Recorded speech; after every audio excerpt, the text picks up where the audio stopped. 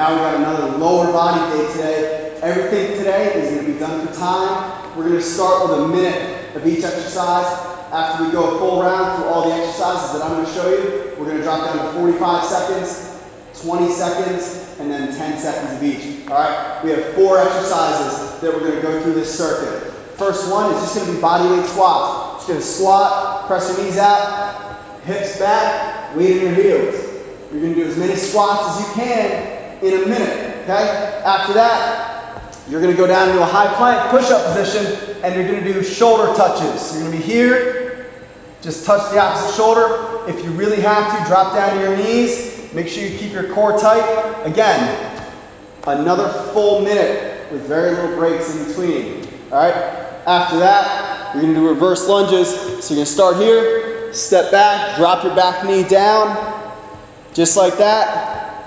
Another full minute, okay? And the last one that we're going to do are toe touches.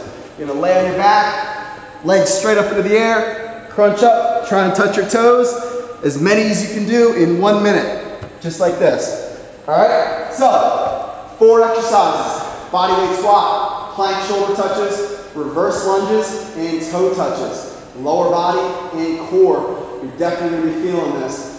First round, you're going to do a minute of each of those. Second round, you're going to do 45 seconds of each.